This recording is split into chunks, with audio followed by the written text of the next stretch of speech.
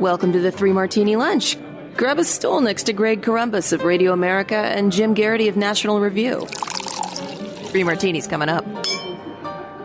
So glad you're with us for the Tuesday edition of the Three Martini Lunch. Good, bad, crazy martinis for you. Grab a stool. We are ready for you and ready to chat about our martinis today. Jim, turns out border walls, border security actually works. And even the Biden administration is starting to recognize this, although they're downplaying the significance of this development. Washington Times, Department of Homeland Security Secretary Alejandro Mayorkas told department employees he may restart border wall construction to plug what he calls gaps in the current barrier. In a conversation with Immigration and Customs Enforcement employees last week, Mr. Mayorkas was asked about his plans for the wall, and he said that while President Biden has canceled the border emergency and halted Pentagon money flowing to the wall, quote, that leaves room to make decisions on finishing some gaps in the wall. Mr. Mayorkas, according to notes of the ICE session reviewed by the Times, said Customs and Border Protection, which oversees the wall, has submitted a plan for what it wants to see happen moving forward. On and on it goes. And so we're talking about gaps, gates, and areas where the wall has been completed, but the technology has not been implemented. So in true Alejandro Mayorkas fashion here, Jim, he's downplaying the obvious, but nonetheless, there is going to be at least some enhancement along the border. We'll see how much good it does, but it can't hurt. Yeah, I mean, inadvertently, this may end up being one of the most consequential decisions of the Biden administration. And yes, it's early, and yes, it is certainly not a wholehearted embrace of all of the previous administration's policies, but it does acknowledge that border fencing has a role in enforcing border security and in fighting illegal immigration. And that is not something that the Biden administration wanted to recognize. They always had the option of saying, we are going to stop half of all border wall construction, or we're going to stop 90%, but anything that's in mid-project, we're going to let that finish before we start any new projects or something like that. Or they could have said, we're going to do a 90-day review to see where it is most needed, and we're going to approve some and we're going to disapprove some. They didn't do any of those things. They said immediately upon signing the executive order, border wall construction stops, period, full stop, no pun intended, right? And that was a representation of what most Democrats believe, that Trump had spent 5 years talking about his big, beautiful wall. And obviously what we got was not necessarily big and beautiful, and it wasn't painted gold and all that kind of stuff. It was fairly normal border fencing. In a lot of cases, it was replacing fencing that had been there before, but it started to get dilapidated. No, it was not absolutely impenetrable. No, you could find cases in which people had managed to climb over or found really high ladders or things like that. But it didn't need to be utterly impenetrable. If you look at the testimony of Customs and Border Patrol, they didn't say we needed the Great Wall of China from the Gulf of Mexico to the Pacific Ocean. They said there are certain sectors they wanted the fencing because it would effectively act as a funnel. It would effectively make people who wanted to cross the border would try to go to the portions where there wasn't border fencing. And that's where the Border Patrol would have all their guys, and it would be much easier to catch these people. Would you ever have a perfect impenetrable border? No, it's not terribly likely, but you'd be able to gradually and steadily reduce it. And that, by a lot of standards, would be pretty darn good. It would be a significant improvement upon what we're in right now. We will see just how much the Biden administration, Department of Homeland Security, decides to restart these border wall projects. I'm not counting on a lot, but they are on the verge of conceding the principle that border fencing is not inherently evil. It is not inherently bad. It is not inherently an expression of xenophobia or some other dastardly bad thing. It is, in fact, a good thing and arguably a necessary thing when you look at the rate of migrants attempting to cross the border and enter the country illegally. The Biden administration keeps having to learn this lesson hard over and over again. But there's this very interesting kind of parallel. You talk to a lot of, not your average Democrat, but let's say your average progressive. They're usually not big fans of Bill Clinton. And if you talk to their counterparts over in the United Kingdom, they're not really big fans of Tony Blair. And while Tony Blair and Bill Clinton were figures in the parties of the left, they were Democrats. They were, Blair was in the Labor Party.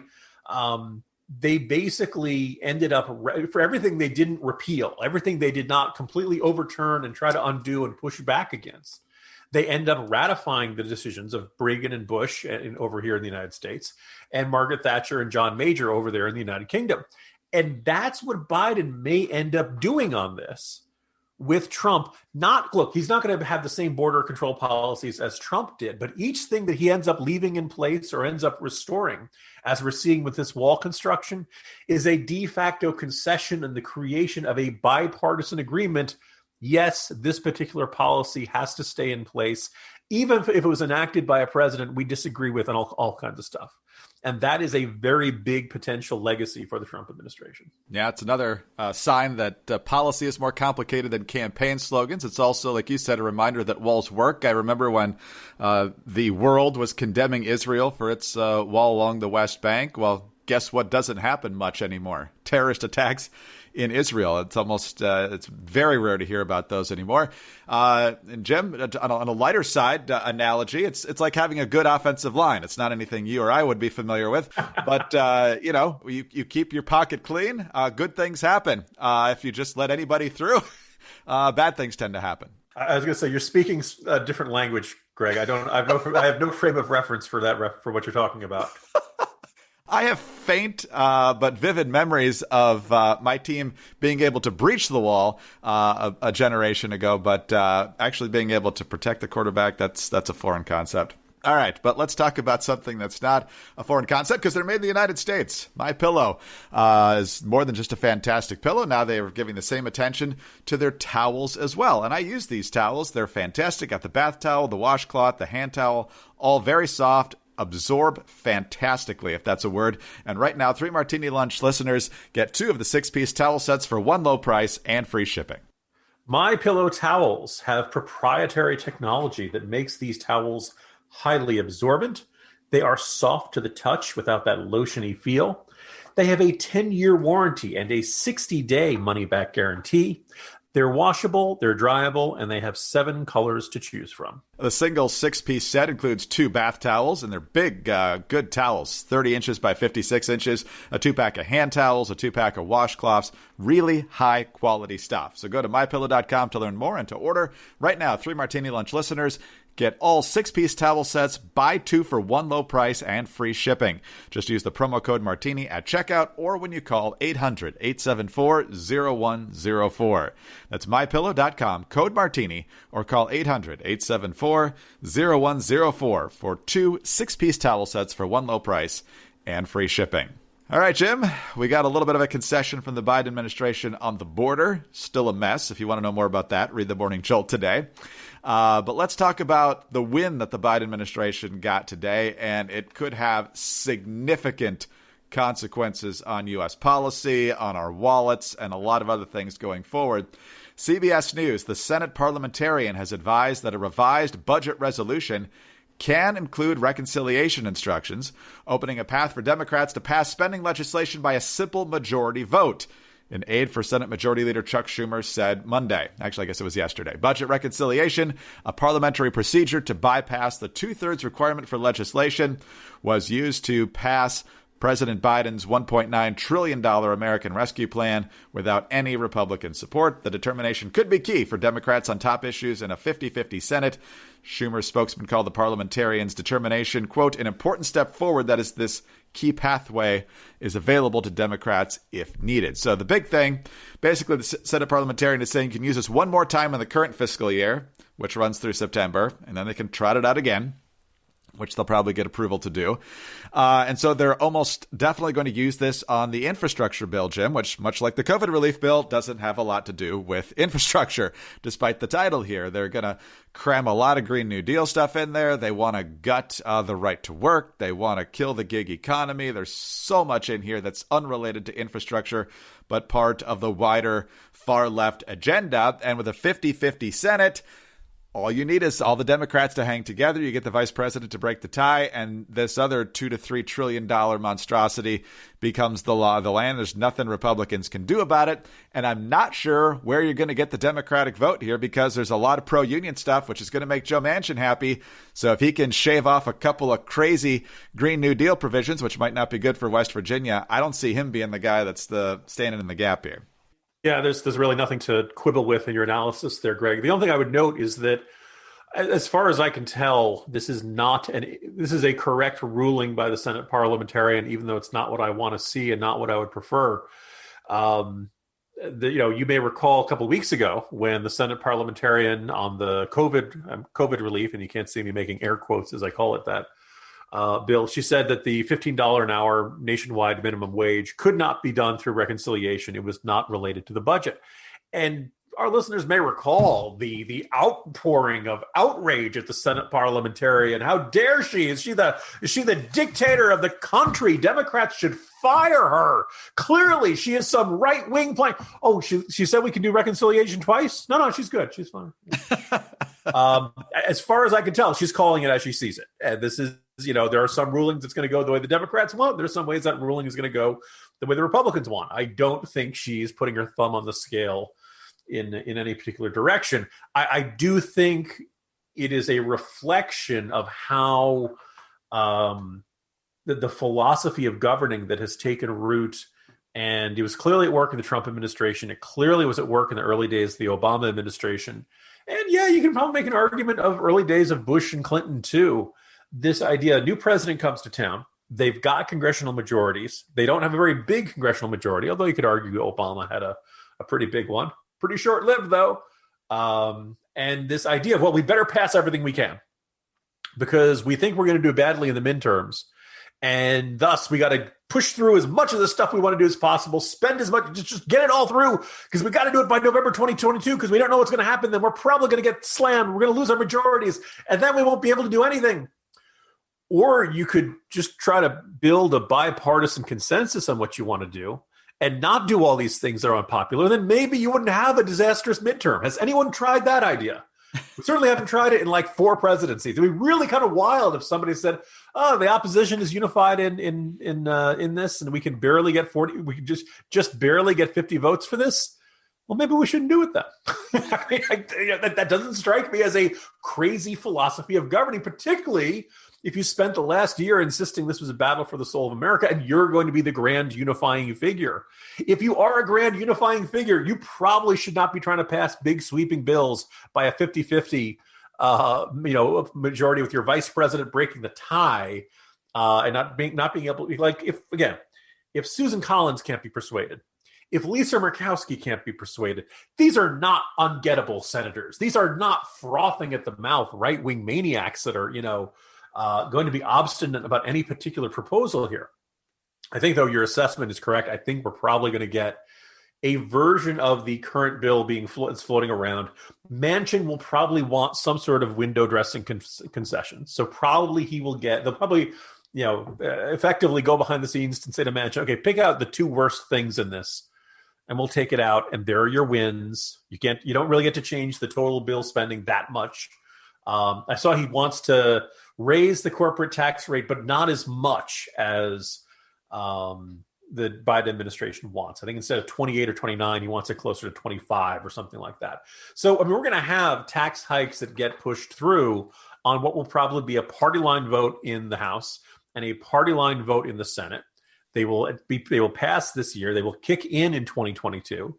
And I figure if you're a congressional Republican, being able to say my opponent voted for this tax hike and I did not. I did everything I could to stop it. The only way you can get this undone is to give us a Republican Senate and a Republican House. Republicans have to be pretty pleased with that particular outcome. But all in all, they'd rather not have the tax hikes at all. And that's what this bill is probably going to do. Lisa Murkowski is probably not going to vote for much in the Biden agenda. Did you see her polls lately, Jim? She's not doing well. In an all-candidate poll, she's at 18%, 18.8%, and there's another Republican in the race. I believe her name is pronounced Kelly Shabaka, is at 33.6%. So I don't think Lisa Murkowski is going to be doing a lot of favors for Joe Biden as she gets closer to that primary. She's spent her big concession. She wants to put as much space between that concession and Election Day as possible. We'll see what happens there, but let's talk about other ways to get things right. Well, Lisa Murkowski does some damage control in Alaska, and the Democrats get what they want on reconciliation. You can get your financial house in order, even if Congress can't. With today's low interest rates, it's time to refinance those student loans. You can break out of the student debt cycle, and Earnest can help you by refinancing. So say goodbye to stressful student loan payments and take charge of your future with Earnest. Earnest offers low-rate student loan refinancing. You can check your rate risk-free in just 2 minutes. With Earnest, you get radically flexible payments, and you can pick your loan term. By refinancing, you can reduce your loan term, save money, or combine multiple loans into a simple monthly payment. And if you have questions, you can even talk to a real live human being at Earnest for help. Now, isn't it time you stopped feeling overwhelmed by all your student debt? Well, Earnest is also giving 3 Martini Lunch listeners a $100 bonus. Refinance your student loans at earnest.com/martini. Remember that terms and conditions do apply, but once again, you get a $100 cash bonus when you visit earnest.com/martini to refinance your student loan. It's not available in all states, and again, terms and conditions apply. All right, Jim, yesterday we talked a lot about Democrats. The Democrat outrage complex, I think is what you called it. I hope you've trademarked that because somebody will probably steal it pretty soon if you don't. But it's perfectly accurate as to how this groundswell, if you want to call it that, of outrage over the Georgia election bill resulted in Major League Baseball deciding to move its All-Star game out of Georgia. And yesterday they announced it's going to Coors Field in Denver, which also is in a state that requires voter ID. So way to go, MLB. Way to make your point there. But nonetheless, Joe Biden, who, of course, got into this debate last week when he was in an interview with Sage Steele. We talked about that. But let's just refresh your memory. She asked him point blank, what do you think about this idea of moving the All-Star game? So, Mr. President, what do you think about the possibility that baseball decides to move their All-Star game out of Atlanta because of this political issue? I think today's professional athletes are acting incredibly responsibly. I would strongly support them doing that. And so very shortly after that, the pressure built, and MLB announced that they were going to move the game. But all of a sudden, with the New York Times and the Washington Post saying, this really isn't voter suppression, and more people taking a look at the bill and deciding, I kind of like what's in here, actually, the White House is trying to walk this back, and I don't think it's working, Jim. Yesterday, Jen Psaki at the White House was asked about this, and here's what she said. Quote, he was not dictating for what Major League Baseball should do, that they should, and then she changed thoughts, dictating that they should move the All-Star game. That was their decision. They made that decision, and as he stated earlier, he certainly supports that, and she said that Biden's remarks should be considered in context. Quote, he supports them being able to make that decision and respond to what their players, asks or are given. Many of them are impacted, of course, by these laws. And then after all that word salad, she says she's trying to articulate clearly to everyone what he said. So, Jim, I don't remember it going that way, but you'd think with the victory lap that the left was doing after this announcement that Biden wouldn't be running away from it, but he is. It's amazing how this is turning a little bit. Yeah, and this is, one of the writers for The Atlantic the other day made the opposite. We was talking about the 60 Minutes hit piece on Ron DeSantis. And he made the observation that a lot of members of the media who are used to fighting against Trump and getting, some listeners aren't going to like this, but let's say less than fully competent pushback, right? Or having an opponent who lives down to the worst criticisms of him. They're not used to dealing with a DeSantis who's actually much better at this, has much better political instincts. And, DeSantis put out the lengthy transcript of what he said and how, 60 Minutes had taken 2 small segments of it and made it sound like he'd said something he completely hadn't done. We saw very little of that from the Trump administration over a 4-year period. Certainly not enough. What we're seeing here, like the left Democrats have gotten used to whenever Republicans want to make a change to voting laws, this is the new Jim Crow, right? This is the worst thing imaginable. Now they think back to Jim Crow, like people are getting lynched, right? Like that. Nobody's getting lynched with this, voting law. You can like it, you can dislike it, you can see provisions you don't think are fair or something. We can have that debate, but it's not on par with that. And as many people point out, it's very comparable to lots of other states. The situation in Georgia is better than 17 other states when it comes to no excuse absentee voting. It's very comparable to Colorado on the voter ID requirements. It's very comparable on you got to submit your ID the first time you apply. Now, the other thing is that Colorado is a vote by mail state. And I think most people would say a state where everybody votes by mail is kind of a different ball of wax than a state where you still show up at the polling place on election day. Anyway, the point going here is that Biden, if you'll recall, in that ESPN interview, got asked about the Major League All-Star game. Remember back when, they used to say to Trump, are you considering X? And there was like a 99% chance Trump would say, oh, yes, we're looking at that very seriously. We're thinking very definitely about that. Whether or not that was true, Trump didn't want to look like, oh, no, we haven't thought about that at all, right? Biden, if you ask him, do you think we should do X to protest the Georgia voting law? He's got to say yes to it. He can't say, oh, no, it's not that important. He can't say, oh, no, that's not, So when he was asked about, earlier this week, I'd raised the question of why the Major League Baseball All-Star Game, but not the Masters this week, or the college football games, or the PGA Tour coming to Georgia later this year, or the U.S. Tennis Association event. Why is Major League Baseball's All-Star Game the one that is obligated to move out of the state, but none of these other big sporting events are? And I think the only answer is that Biden got asked about that one. And if Sage Steele had asked about the Masters, Biden probably would have said, yeah, they should move that too. That there was nothing Biden was going to say, oh, no, that one's different. They shouldn't move that one, right? So all of a sudden, Major League Baseball feels like the president of the United States is giving them a not so subtle, he's not directly ordering them to do it, but he clearly is strongly endorsing moving it. They felt a great pressure to do it. By the way, they shouldn't have. I don't think this is necessarily going to work out well for them. People are pointing out that Colorado's, laws aren't that different. They apparently didn't consult with the players. Didn't consult with players' unions. It just kind of there was this momentum that's just going to happen. Once you've said something is as bad as Jim Crow, or in the case of Biden, remember, he didn't just say it's not just Jim Crow, it's Jim Eagle, whatever the hell that means. But his idea is that what this election law does is worse than Jim Crow, right? Democrats kind of got trapped by their own momentum on this thing. They couldn't say, it's not that bad. You can keep the All-Star Game where it is. So now they're in this situation. And now, by the way, I think because they've moved it, you're going to see this disappear because, as many people have pointed out, Cobb County, this is going to end up hurting a heavily black city, heavily black neighborhoods, heavily black vendors who were, expecting to have this big influx of people. Now, the All-Star Game is like a 3-day event. They got the All-Star Game, the Home Run Derby.